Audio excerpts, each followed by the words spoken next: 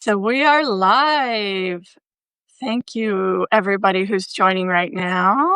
Yay, I see some people that I recognize in here, which is great. So I'm Carrie Loringer. I'm the founder of the 9 to Thrive newsletter. And today I'm joined by Sarah Snyder. Just to briefly introduce ourselves, I'd just like to talk about sort of where our backgrounds are coming from and what we'll be talking about today. So I specialize in helping entrepreneurs, creators, coaches, consultants build multiple income streams from a single newsletter on Substack. That's what I teach. That's what I love doing. I've done it for myself. It's not my only income stream, though. I have also other businesses. So I like to build a portfolio of businesses. And also, that's what I help people do through my coaching offers. Now, I left the corporate world after 18 years in 2023 and started my own marketing agency. And then everything else sort of spun off from there. The reason I left was not because I hated my job. But I did have, after 18 years, a considerable amount of what I'll call career fatigue. Some people call it burnt out or whatever. But I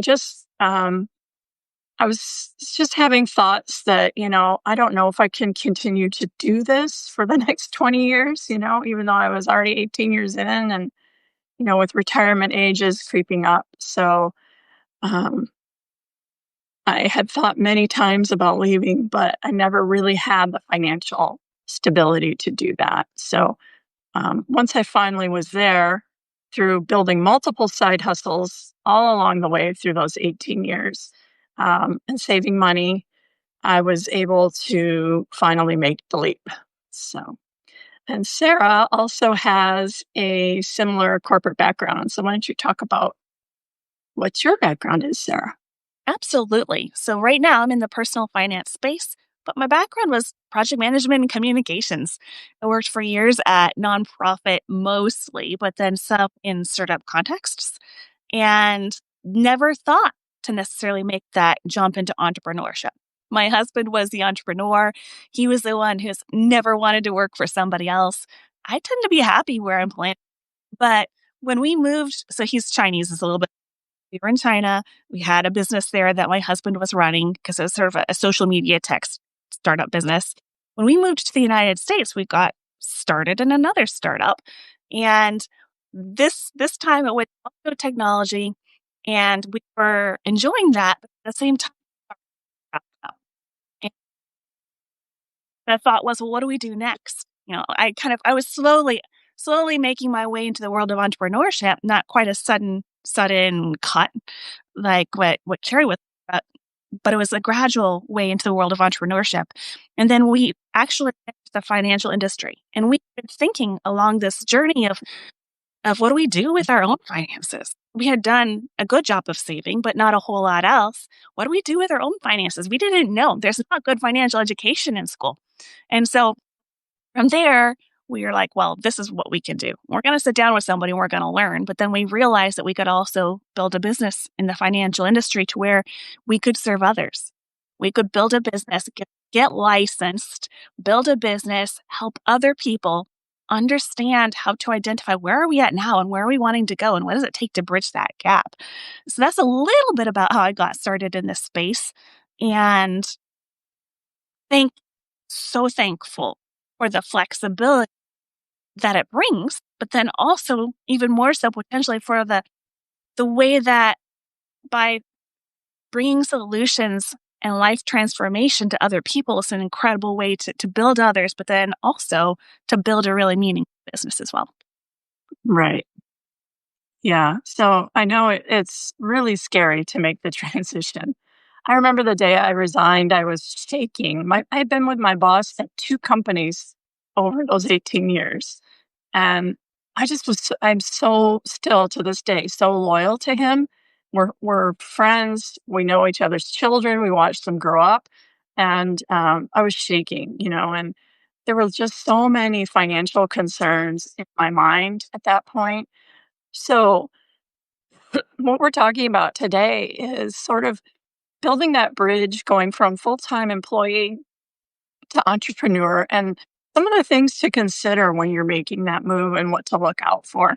I have some notes I'm referring to because I just want to make sure we get everything covered today. But if you have questions along the way, just drop them in the message chat there and we'll try to respond to them.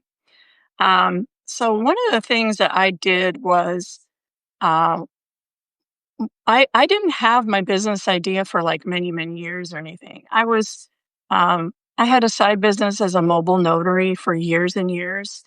Um, I, I, I did that on evenings and weekends, doing loan signings for people. And then I saved up enough money from that to buy an apartment complex. So that gave me monthly recurring revenue, which was great. And it didn't involve me scaling with more hours. But that's not what I started my business as. I tested those as being maybe something that could go to full time, but there are reasons that it couldn't make it completely full time. Um, the mobile notary I'm in California, and the market is very cyclical. Sometimes it's feast, sometimes it's famine, and I couldn't deal with that. So I decided no on that. But what I ended up doing was working with my current community that I had from my full-time job. I worked with small business owners, entrepreneurs who were starting up businesses, and I knew they needed help in certain areas of marketing. So that was a natural bridge. But my question was, do they want this service? Would they pay for this service? Is it solving a pain point? I believed it was. And it turned out, yes, it was. So I started offering local marketing services to small businesses in the B2B space. So that's my niche. And it worked so well because I knew it really well. I knew the industry, I knew the people, I knew the struggles, I knew how to talk the language. So my business took off that way. And I had proof of concept lightly. I didn't have 6 months of proof of concept, but I did have some people raising their hand a couple months before I quit and saying, yes, I would be interested in this service. So that's how I built my proof of concept, more or less. And Carrie, can I ask you a quick question? Yeah. I know when we were talking before, you were also sharing some of the fears that maybe held you back from making that leap, especially to thinking about some of your benefits. So are you glad that you made it at that time? Or do you think, you know what, I could have made it earlier? Were those concerns around those benefits like legit? Huge. And the biggest thing was I didn't know if I could survive on what I had saved. And I literally had to contact my financial planner. But the benefits, like the people really get worried about replacing their health insurance. They may be the sole insurance provider for their family. And to think about walking away from that is really scary for a lot of people. Yeah.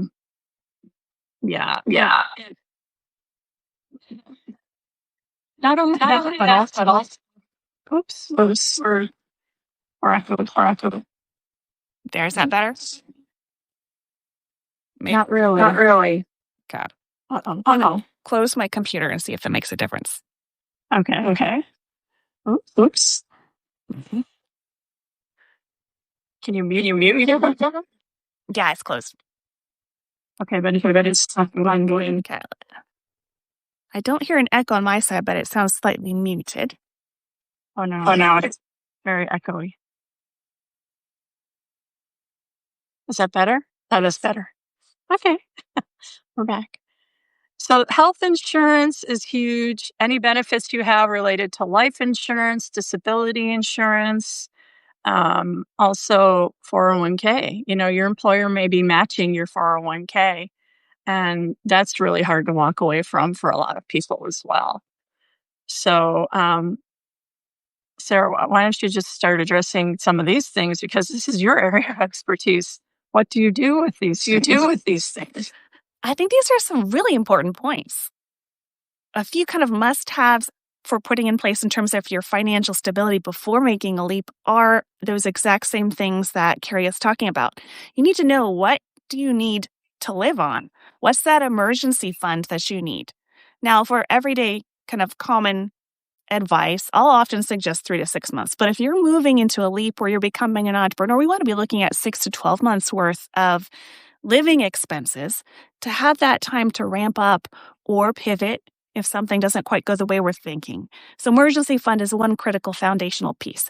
Another piece to honestly think about is debt, and where especially high interest debt, because that eats away at our emergency fund, but it also eats away at our ability to invest in ourselves, in our business, and in our future. And so having a plan in place to really knock down that high interest debt with this concrete, where you've got an actual date and time where you're going to be out of that high interest credit card debt, can be really foundational as well. On the benefit side, I really enjoyed Carrie's story. She's like, yeah, I actually found that my business did take off, and the health benefits I was so worried about weren't an issue anymore. Now, if you take off, that's true. If it's a slower ramp up and maybe it's really tight for those first number of years, well, the healthcare marketplace actually will provide discounted benefits, and so it can still be affordable. On the life insurance piece, this is another piece I think is too easy to forget. I feel like that's another must-have in place, because especially if you have people who depend on you, so a spouse, kids, they depend on you and what you're building and what you're bringing in. If that worst case scenario were to happen, we need to make sure that they're going to be okay. Life insurance does not have to be expensive if you're relatively young and healthy, and is putting in place kind of like a buffer or a protection for your family. And if done well, if you're using a kind of technical term but called living benefits, it means that actually if something were to happen, critical, terminal, or chronic illness, you can take care of yourself and have income replacement while you're still alive, which is huge. And this actually honestly used a whole lot more than the death benefit side when we're talking simple term life insurance. So foundational pieces, we're talking insurance, life insurance, it's not that expensive. Health insurance, it is replaceable. You can find your own. When you own your own benefits as well, those are portable and they move with you, and you don't have to worry about increases in price in the future because you've locked them in at a good rate. And then that wealth building piece of, it's helpful to at least know, what are you aiming towards? Like, what is your goal? What do you need to have consistently coming in every month, whether that's kind of in your near term, your midterm, or your long term, if we're thinking retirement, so that we can start appropriately setting aside the money and understanding where to put it. Because we're still echoing way down. Do you want to try to mute a little bit while I'm talking, and then we'll switch? Like, I'll put on mute when I'm done. I'm almost done here. Awesome. I think it's coming on my computer. My computer's closed. Is there another device running that? I don't think so. Let me see here. Close my other apps just in case. I don't know. Just stuff. Okay. Trying to fix it, guys. Sorry. Oops. I think we lost Sarah. Uh-oh. Well, we'll keep going. I just wanted to talk about a few other things. We'll wait for Sarah to rejoin. So I was super worried about the health insurance as well. That seems so expensive. But what happens is when you become an entrepreneur and you go into it with a good plan, you actually end up making a lot more money than you do at your day job if you do it correctly. And it does take time to build up to that, but eventually, you'll be making really good money, and it's not an issue really to consider that. Also, for retirement savings and 401k, I was able to actually start my own 401k. So I fund that myself, and I have some more savings there too for my retirement days. And I did roll over my 401k as well into an IRA. So those are just some things you want to consider. Let's see. The benefits replacement strategy is really important to have in place, almost as important as having your your business plan in place and your cash flow as well. Um, so how much you want to calculate out how much revenue you need to comfortably replace your benefits and run your business and have a salary. And it seems like a daunting number at first, but again, if you set your business up correctly, you have customers coming in, before you quit your full-time job. It's usually a smoother transition, but it's scary nonetheless, no doubt about it. Um, and then the other thing, Bobby says self-directed IRA is a great strategy. It is. And you can have like a Roth IRA, a regular IRA, a 401k. You can just keep going with those things and self fund them. So let's see. Oh, your business structure. So when I started out as a sole proprietor. And then I converted to an LLC because that made the most sense. It gave me some protection. But what I realized very quickly is that didn't have some of the tax advantages that an S Corp did. So because I was a single entity LLC, I was able to file as an S Corp. And what that does is the government will allow you to pay less taxes is kind of the short story. But when you're your own business, you are paying both your taxes as an employee and the taxes of the corporation. So, most people who are employed pay their employee tax only, and it's already high. And you may be thinking, ouch, it's going to hurt if I have to also pay the employer portion. But forming an S Corp gave me some advantages in that respect. So I was paying less corporate taxes. So um, I have professionals that figure this stuff out for me. I have a tax planner, a financial advisor. And so I recommend that if you're considering this, you go ahead and consult with professionals before you do it. Um, the story will be different for everybody, and it does depend on your business income as well. So let's see. So I'm sorry Sarah dropped off. She was going to really go into some of these financial things deeper because that is her area of expertise. But I also wanted to talk about business deductions because when you're an S Corp and even when you're an LLC, there's a lot of business deductions you can take that you can't take as like a sole proprietor necessarily. So, um, that's another thing to consider.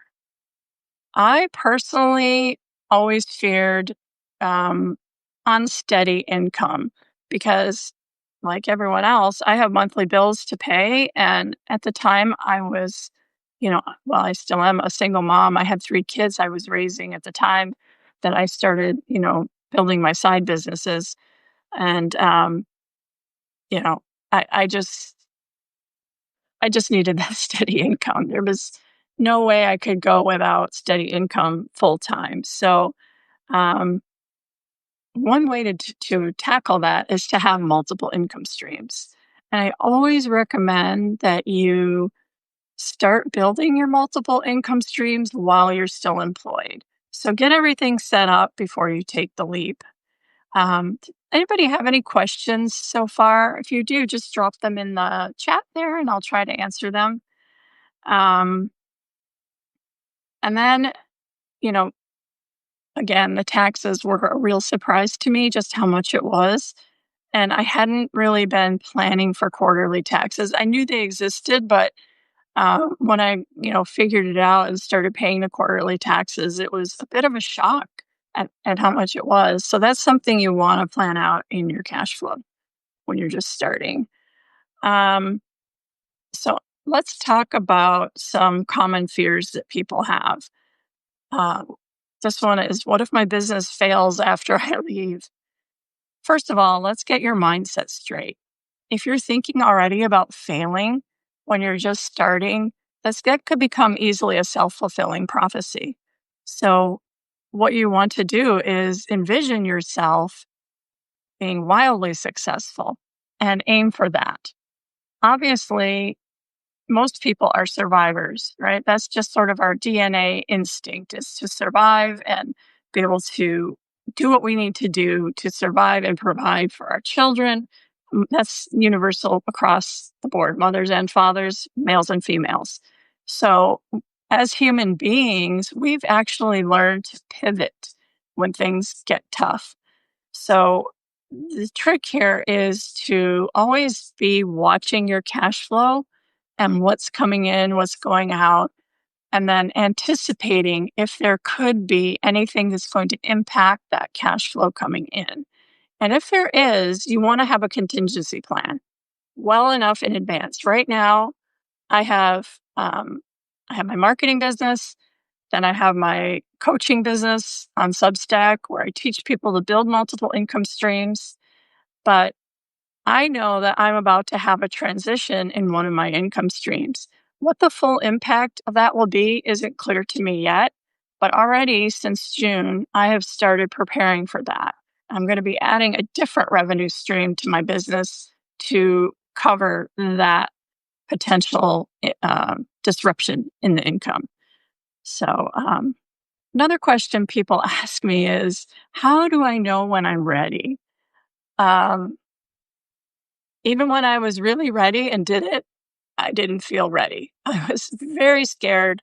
I didn't have anybody to fall back on, but I did have um, enough will to want to make the transition finally after several years. So, for me, what tipped me over the edge was a bit of a health crisis.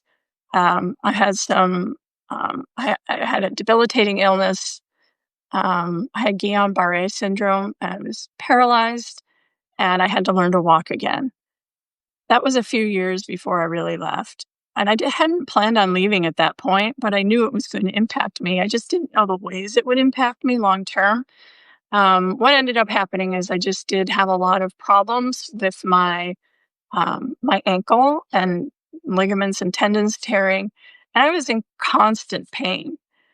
Now, this is a unique story, but what the result was, chronic exhaustion, just feeling not motivated, in pain constantly, which is draining and exhausting. So there became a point with this that I knew I had to leave.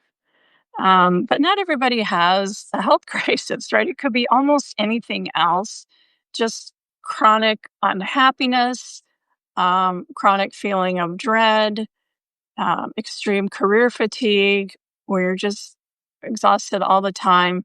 Let's face it, for most of us who get like 2 to 3 weeks of vacation a year, that can be that can be not enough for some people. And some people need more freedom than that and just aren't cut out for the corporate environment. Um, so let's see here. Sarah, if there's a way to bring me back and as a speaker, oh, she's in the audience. Okay. Well, let me try to do that. So I hope I don't lose everybody here. I'm not sure if I can do that. Let me see. Maybe invite. Nope. Maybe if I click on her. Here we go. I'm inviting Sarah back in. Let's just give it a minute. Anyway, Sarah, are you there? Back. And I've been trying to hop back in and then just in and back out again. Oh, okay. Well, I'm so glad you got back on. I was just talking about how to know when you're ready to leave. For you, what was the tipping point? I told my story about my health challenge and some other things, exhaustion, and just How did you know? Wanting to be at home with my little girl. So I had a baby and did not want to be working 9 to 5, having to fit my life around her. I wanted instead to build something where she could be a part of my life. And then what I built could be around her. And so that was honestly a big reason for, okay, I'm going to do this. I'm going to go full time. Yeah. I hear that a lot. Children, life changes, travel schedules, just those personal reasons that are really important to you. Um, that changes a lot too. So I actually did, when I had my first child, I actually quit my job at that time for the same reasons. Yeah. And then I subsequently had two more children and stayed home and raised them for 9 years, working as an independent um, contractor. So, yeah. So I've been at it quite a long time. um, so do you want to just maybe catch us up a little bit, because I kind of skimmed over the parts where you have more expertise about the financials. Um, I think we want to talk maybe about the benefits replacement strategy in a little more depth, because that's your area of expertise. Yeah, absolutely. So I think that's probably where I got caught up. We were talking about health insurance and how either you're going to find it's not a problem to replace it, or kind of the health marketplace actually does have some very affordable options. And there are also options to co-share like insurance costs through organizations such as Samaritan's Ministries. I've known people where, you've got families that basically will, pay into a mutual system where if somebody has a need, it goes towards their costs. There are alternatives as well. You get your regular Mm. insurance, and then some alternatives. And it doesn't necessarily need to be that thing that keeps you at a job. And the other piece I was the life insurance, to make sure that there's that peace of mind for those who do depend on your income, as well as for yourself. If something were to happen and you couldn't keep working, to know that you'd have that would take care of them, or as income replacement. Basic life insurance with living benefits is another foundational piece, which I wish I had known about years ago. Thankfully, didn't need, but that's a real foundational one. The other one we talked about was the healthy emergency fund, your 6 to 12 months worth of emergency fund. And then also the debt management piece of if you have debt, that's really worth that deep dive of figuring out how do we get rid of it so that we can make the transition without losing and without fear and without those debt payments kind of eating away at our stability and security. So those were some of the foundational importance of owning your own benefits I was touching on as well, because they don't be super expensive. And when it comes to life insurance, the younger you are, owning your own benefit and making sure you have the correct amount, not just the very little that most of our employers offer us, means that you get to lock that in for life and you carry them with you. And you're no longer trapped a job based off of what they're offering, as you've set in place your own benefits, so that it's kind of those pieces of building a business. We need to think through the financial pieces of building a business as well, for ourselves as a family, but then also for our business. Yeah. I know a lot of people say, hey, it's really nice to think about saving, a cushion, but how am I going to save that? We're Yeah. talking about a whole year's worth of salary plus the benefits piece. Like, how am I going to ever do that? I will say it, it seems really scary. And I'm going to tell you honestly, my transition was 15 years in the making. It was 15 years of hustling evenings and weekends, in addition to my full time job, and in addition to raising my three kids as a single mom. It was hard. I'm not going to sugarcoat it. It was really hard. Um, but I did it, but it just took me longer. So I think setting that realistic timeline for yourself is really super important.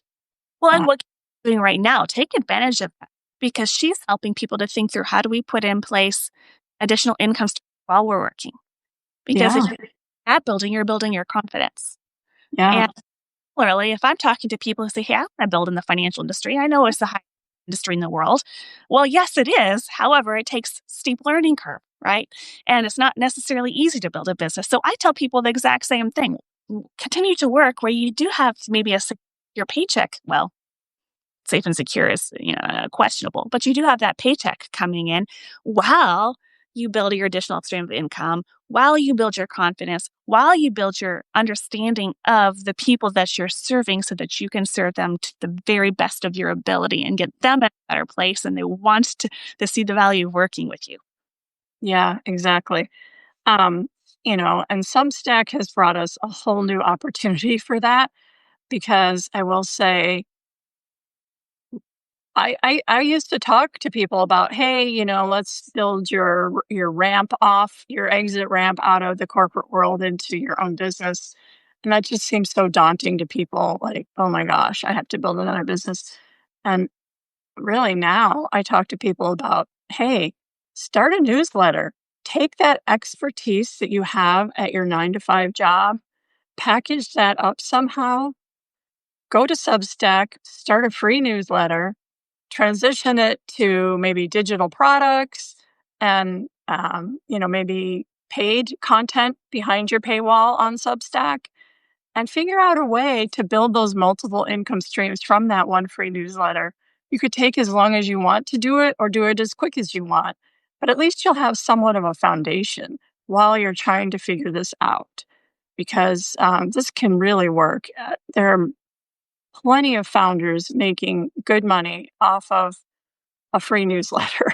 They've just been smart about how they position it and what they offer. And so many people have tons of expertise that they can share with other people. There's like a saying kind of in my industry, you only need to be 10% ahead of someone else because we all have a ton of knowledge, but we get so used to having that knowledge. We can do things in our sleep and we kind of start assuming that everyone else knows this too, but that's not the case. Yeah. Not at all. And as you're talking, it's actually making me kind of almost take a step back and think of another piece as well that we haven't said yet, which is please don't cash in your current 401k Mm, or your existing retirement plan as you're making that leap.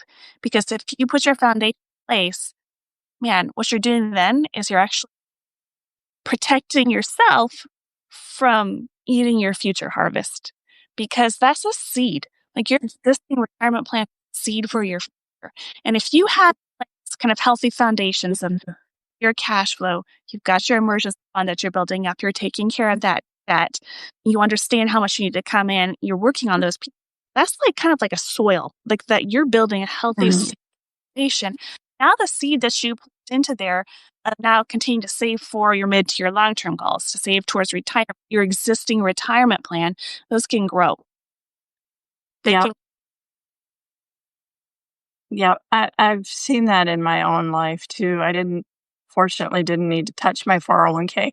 Kind of knew it was there in case, but you don't want to pay that 10% penalty plus all the taxes plus everything else if you don't have to.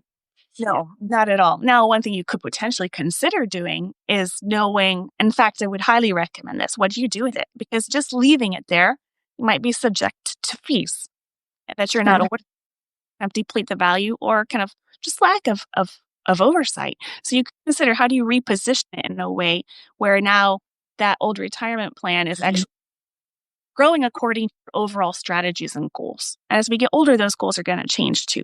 So your choices are leave it where it's at, roll it over into a new 401k if you're in a new job, which it makes things easier, but it's not always the best choice, or roll it over into your own individual retirement account where now you can choose from multiple options. Do you want something that has really a wide range of choices for you to start to save and invest in? Are you wanting something that you're actually protecting yourself from risk of loss with that portion of your, because you know you need to protect it, but you still want safe and productive growth? Are you going to move to something that is going to be actually kind of building toward a guaranteed income for yourself in retirement? A lot of factors depend on our age and our goals, but there are lots of options and it doesn't have to be complicated. Yeah. And I always say work with a professional because they can really help. They're professionals for a reason. And even though there are fees, you want to find someone whose growth of your assets can offset those fees without a problem. Just like growing your business and paying health insurance without a problem it's a thing when you're an entrepreneur and you have to get to that point. Yeah. So any questions for us down below before we sign off? Questions? Seeing none? Why don't we sign off unless you have anything else you want to add, Sarah? I guess I just kind of want to summarize today's Yeah, call. Okay. yeah, And we've talked through what does it mean to take a leap, going from being comfortable and working in a corporate position or nonprofit position into building something that you can own, take pride in, and really bring a lot of value to the world around you. And there are some real strong foundational pieces on the financial side in terms of understanding your money. Where is it from? Where is it going? What do you need? How much that emergency buffer fund that you need to have in place? Making sure that uh, you thought through some of those benefits that you can put your own in place. And then understanding on the side that Carrie is bringing so much value to us, that market fit and your business ideas, so that they're a bit tested. You're not just leaping blindly, that you don't have to worry then about sabotaging what you've built so far. And then even thinking through kind of pieces that aren't immediate and critical, but how do you continue to protect and grow what you have, that old retirement plan, and then continue to build your business. And as that builds and as that grows, now you can start thinking and again in terms of how do I get every dollar working for me the most efficiently. And so foundational pieces and then building pieces, which can mean that your transition actually can be powerful and enjoyable and and beautiful. yeah, yeah. Um, Somebody just asked, how did they get in touch with you? Maybe I don't know. Said you, maybe me. I don't know. But for myself, you can just reach me on Substack. Um, Go to my profile, and if you hit it, it will have an option to message me. And Sarah, what? How do you prefer to be contacted? You know, I've got a website, it's sarahsnyder.com.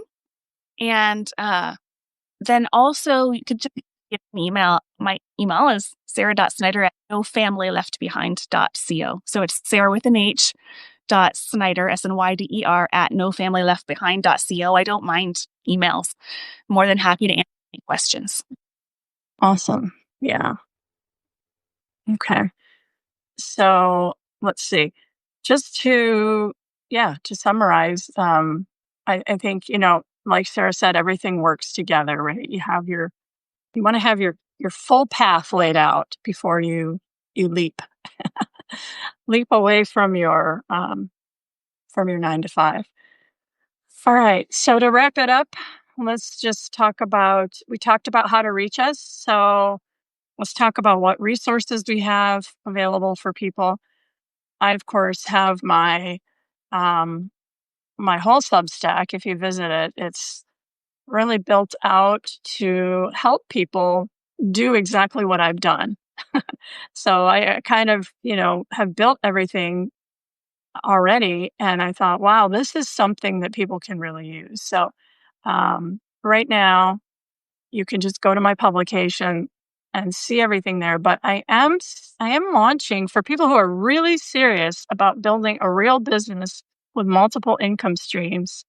Next week on September 9th, I'm starting my group coaching cohort. It's part of my Substack 360 program, and it takes you from A to Z. It's the full system for building your multiple income stream business from one free newsletter on Substack. So that's exciting. 7 spots left in there. And if you want to know more about it, you can go to enroll.substack360.com. And I'll put that in the message as well. Sarah? And then for myself, if you're just looking for maybe additional resources, information, Substack account is new, but I have just finished a series on the lost or the forgotten 401k. If you want to let me know what you want to hear more about, I'm happy to do that. There's information on the website, but I also offer free 30-minute consultations where I help people to go over some basic rules of money that we didn't have time to cover today, so that there's a framework for making daily decisions, and then identify kind of what are the next steps? Like, what do people want to work on, whether that's together with me or whether that's on their own. And so feel free to find me either in either of any my Substack, my website, or the email I just shared with you. Awesome. All right. Well, seeing no questions today from any more people, no further questions, we'll sign off. And thank you so much for joining me, Sarah. I think this hopefully is going to help a lot of people um, understand that they don't have to just, get fed up and quit one day. You can start years in advance with careful planning and guidance, the right kind of guidance.